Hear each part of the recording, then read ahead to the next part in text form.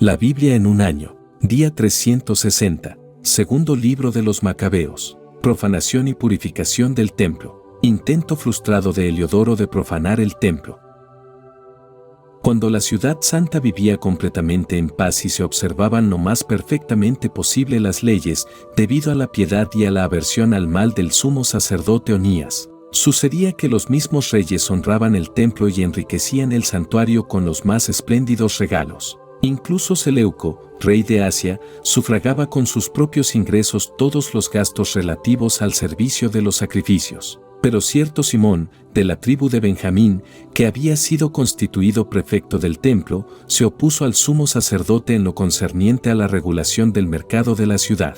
No pudiendo imponerse a Onías, fue a Apolonio, hijo de Tracias, en aquel tiempo jefe militar de Selecidia y Fenicia, y le informó de que el tesoro del templo de Jerusalén estaba lleno de inenarrables riquezas, hasta el punto de que la cantidad de dinero era incalculable y que además no estaba vinculado a las cuentas de los sacrificios, sino que era posible ponerlo bajo la potestad del rey. Cuando Apolonio se entrevistó con el rey, le informó sobre aquellas inenarrables riquezas. Este delegó en Heliodoro, que estaba al frente de los negocios, y le envió dándole órdenes de hacer el traslado de las mencionadas riquezas. Heliodoro emprendió inmediatamente el viaje, en apariencia para inspeccionar las ciudades de Selecidia y Fenicia, pero en realidad para llevar a cabo el proyecto del rey. Llegado a Jerusalén y recibido amistosamente por el sumo sacerdote de la ciudad, expuso la información que tenía y explicó para qué estaba allí. Quería averiguar si las cosas eran de verdad así. El sumo sacerdote explicó que eran depósitos de viudas y huérfanos, y que una cierta parte era de Hircano, hijo de Tobías, hombre de posición muy eminente, de forma que el impío Simón estaba induciendo a error, pues en total había 400 talentos de plata y 200 de oro. Adujo además que perjudicar a quienes habían confiado en la santidad del templo y en la dignidad e inviolabilidad del santuario venerado en todo el mundo sería algo completamente inconcebible. Pero Heliodoro, según las órdenes que tenía del rey, decía que, en cualquier caso, eso había de ser llevado al tesoro real. Y habiendo fijado un día, entró para organizar la inspección de todo aquello. En toda la ciudad había una angustia no pequeña. Los sacerdotes revestidos con las vestiduras sacerdotales se postraron ante el altar y pedían al cielo, al que había legislado acerca del depósito, que conservara esas cosas a salvo para quienes las habían depositado. A quien veía el aspecto del sumo sacerdote se le abatía el ánimo, pues su rostro con el color demudado reflejaba la angustia de su alma, ya que le había invadido a aquel hombre tal temor y temblor de cuerpo, que hacían patente a quienes lo miraban el dolor que inundaba su corazón. Algunos salían atropelladamente de sus casas para hacer rogativas públicas, porque el templo iba a ser objeto de oprobio. Las mujeres, ceñidas de saco de los pechos para abajo, afluían en multitud por los caminos. Las jóvenes que estaban recluidas, unas corrían a las puertas, otras a los muros, y algunas se asomaban a las ventanas. Todas levantaban las manos hacia el cielo y hacían rogativas. Tanto la postración de aquella multitud entremezclada, como la excitación del sumo sacerdote lleno de angustia, movían a compasión, pues ellos suplicaban al Señor Todopoderoso que mantuviese los depósitos a salvo, con toda seguridad, para quienes los habían confiado. Heliodoro, por su parte, llevaba a cabo lo que había sido dispuesto, y allí mismo, estando él, con su escolta junto al tesoro, el soberano de los espíritus y de toda potestad realizó una manifestación tan grande que todos los que se habían atrevido a acompañarle, despavoridos por el poder de Dios, se volvieron débiles y cobardes, pues se les apareció un caballo montado por un terrible jinete y enjaezado con un bellísimo arnés. El caballo levantó con furia contra Heliodoro sus patas delanteras, y el que lo montaba dejó ver que llevaba una armadura de oro. Se le aparecieron también dos jóvenes de impresionante fuerza, bellísimos de apariencia y magníficamente vestidos, que colocándose a ambos lados le azotaban sin cesar causándole múltiples heridas. De pronto cayó al suelo rodeado de profunda oscuridad, lo recogieron y lo colocaron en una camilla. A aquel que había entrado poco antes al mencionado tesoro del templo con un gran séquito y toda su escolta, lo llevaban reducido a no poder valerse por sí mismo mientras reconocía públicamente el poder de Dios. Yacía mudo ante la fuerza divina y privado de toda esperanza de salvación. Entretanto los otros bendecían al Señor que había glorificado su lugar santo. El templo que poco antes estaba lleno de terror y de confusión, al manifestarse el Señor Todopoderoso, rebosó de alegría y de gozo. Enseguida algunos acompañantes de Heliodoro le rogaron a Onías que invocara al Altísimo para que conservara la vida del que estaba realmente en su último aliento. El sumo sacerdote, temiendo que el rey llegara a la conclusión de que los judíos habían perpetrado algún mal contra Heliodoro, ofreció un sacrificio por la salud de aquel hombre. Y mientras el sumo sacerdote hacía el sacrificio de expiación, aquellos mismos jóvenes, vestidos con la misma indumentaria, se aparecieron de nuevo a Heliodoro y permaneciendo en pie le dijeron: Da muchas gracias al sumo sacerdote Onías porque por él, el Señor, te conserva la vida, y tú, que has recibido este azote del cielo, anuncia a todos la grandeza del poder de Dios. Y tras decirle esto desaparecieron. Heliodoro, después de ofrecer un sacrificio al Señor y haber hecho los más grandes votos al que le había mantenido con vida, y después de expresar su reconocimiento a Onías, se volvió con su ejército junto al rey.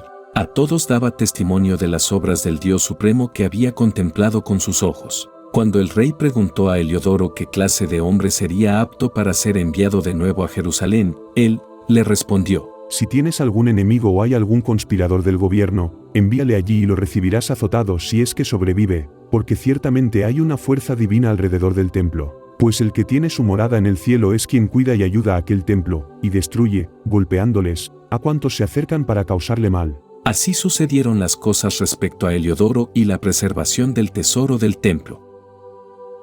Usurpación del sacerdocio por Jasón y helenización de Jerusalén.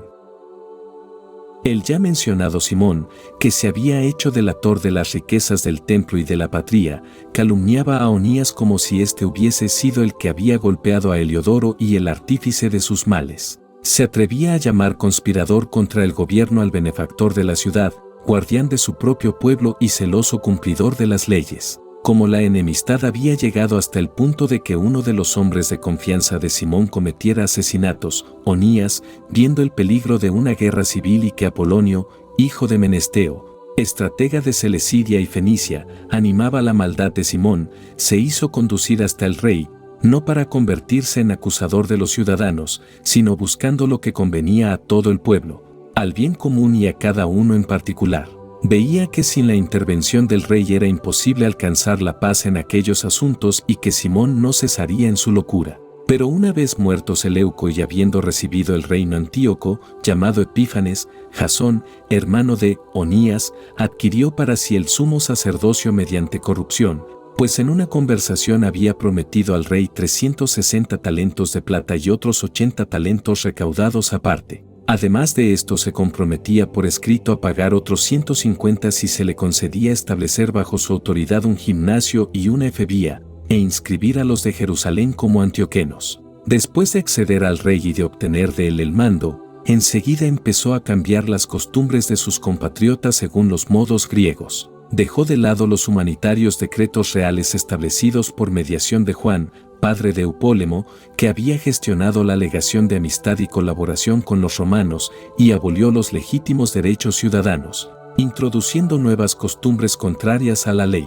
Fundó a su gusto un gimnasio debajo de la misma Acrópolis e indujo a los jóvenes más distinguidos a llevar el petazo. Era tal el auge del helenismo y el incremento de las costumbres extranjeras a causa de la extremada maldad del impío, y no sumo sacerdote, Jasón, que los sacerdotes ya no se dedicaban celosamente al servicio del altar, sino que, sintiendo desprecio por el templo y olvidándose de los sacrificios, tan pronto se hacía la llamada del disco se apresuraban a participar en los ejercicios de la palestra contrarios a la ley. No concedían valor alguno al honor de la patria, sino que consideraban los honores griegos como los mejores. A causa de esto se vieron envueltos en una situación difícil, ya que sus enemigos y verdugos eran precisamente aquellos cuyas instituciones emulaban y a los que querían imitar en todo. Pero no queda impune el actuar impíamente contra las leyes divinas, como lo mostraría el periodo que siguió. Se celebraban en Tiro los juegos quinquenales con la presencia del rey,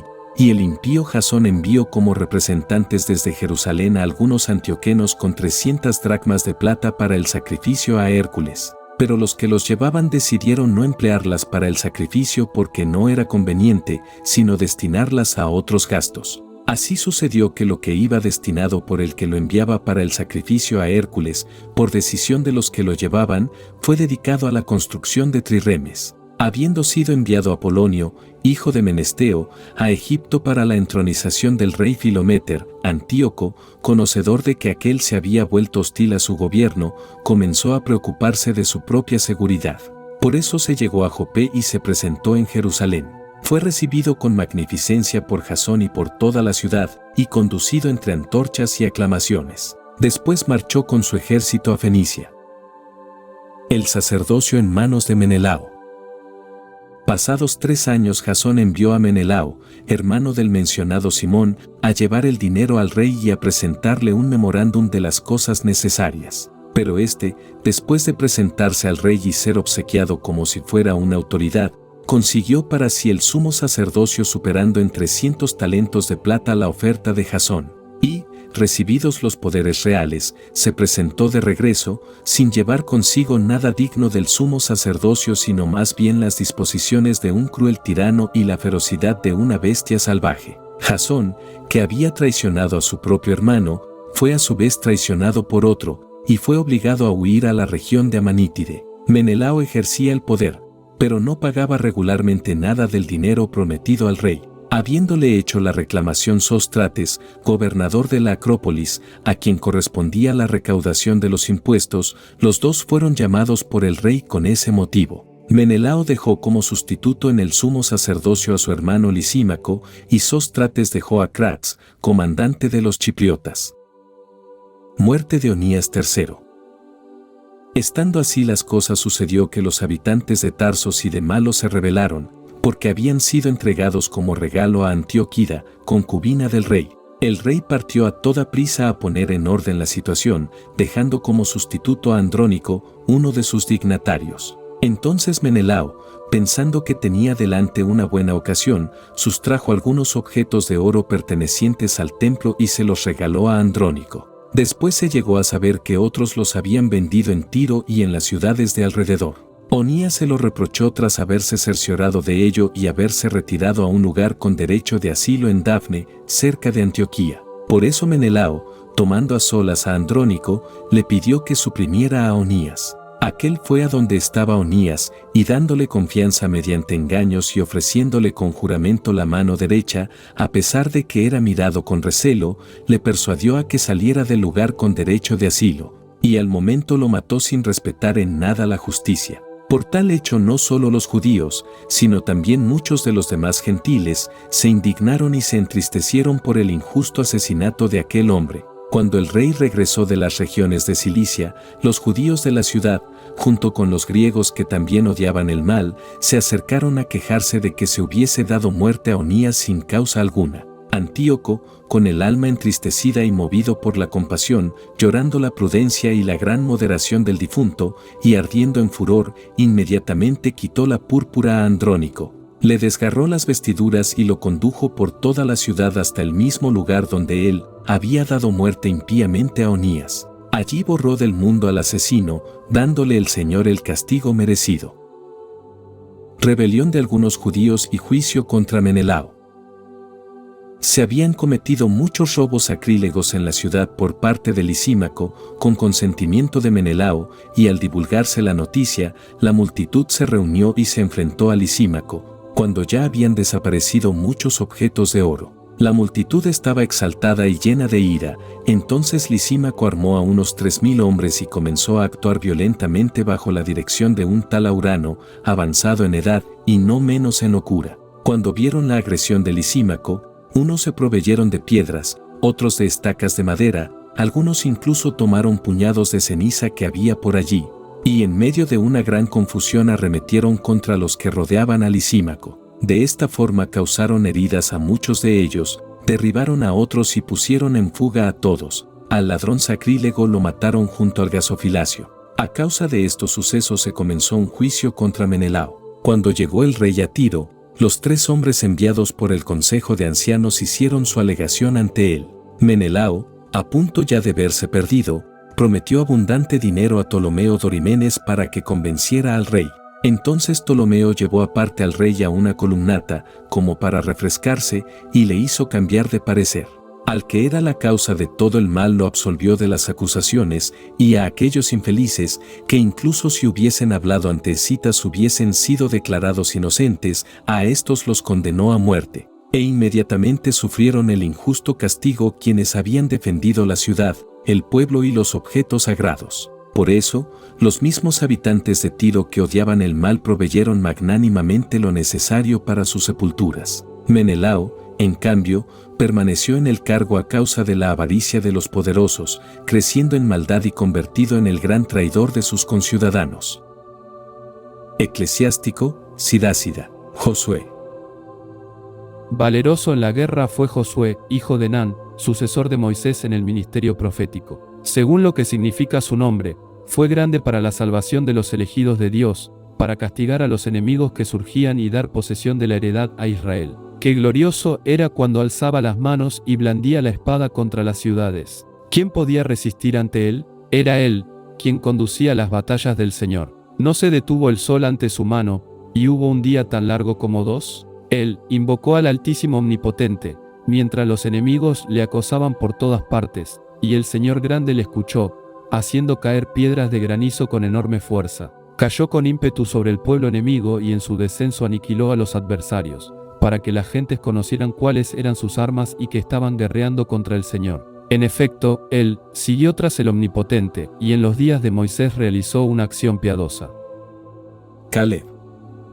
Él y Caleb, hijo de Jefuné, se opusieron a la asamblea, e impidieron que pecase el pueblo, hicieron callar las perversas murmuraciones. Por eso, solo ellos dos se salvaron entre 600.000 de a pie, para ser introducidos en la heredad, en la tierra que emana leche y miel. El Señor concedió a Caleb tal fortaleza que le asistió hasta la vejez, para que pudiera subir a las alturas del país, y que su descendencia las obtuviese en heredad. Así vieron todos los hijos de Israel lo bueno que es andar tras el Señor. Los jueces. También los jueces, cada uno con su nombre, aquellos cuyo corazón no se prostituyó ni se apartaron del Señor, bendita sea su memoria. Que sus huesos rebroten como flores en su sitio, y su nombre se renueve en los hijos de aquellos varones santos. Samuel.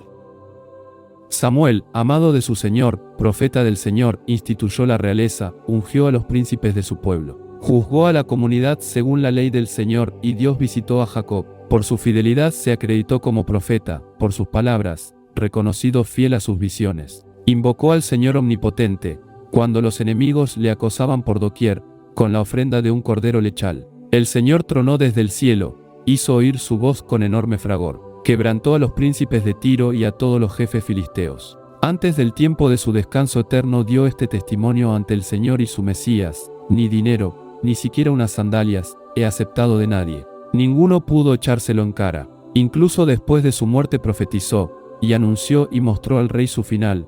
Desde la tierra levantó su voz en profecía para borrar la impiedad del pueblo. Apocalipsis. La gran ramera y la bestia. Vino uno de los 7 ángeles que tenían las 7 copas y me habló. Ven, te mostraré el castigo de la gran ramera, la que se sienta sobre muchas aguas.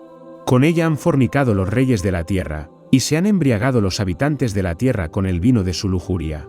Me condujo en espíritu al desierto, y vi a una mujer sentada sobre una bestia roja, llena de nombres blasfemos, que tenía 7 cabezas y 10 cuernos. La mujer estaba revestida de púrpura y escarlata, adornada con oro, piedras preciosas y perlas. Tenía en la mano un vaso de oro lleno de abominaciones y de las inmundicias de su fornicación, y escrito en la frente un nombre, un misterio: la Gran Babilonia, madre de las lascivias y abominaciones de la tierra. Y vi a la mujer ebria de la sangre de los santos y de la sangre de los mártires de Jesús. Al verla me llené de estupor. Y el ángel me dijo: ¿de qué te extrañas? Yo te descubriré el misterio de la mujer y de la bestia en que cabalga, la que tiene 7 cabezas y 10 cuernos. La bestia que has visto existía pero ya no existe, y va a subir del abismo, pero irá a la perdición.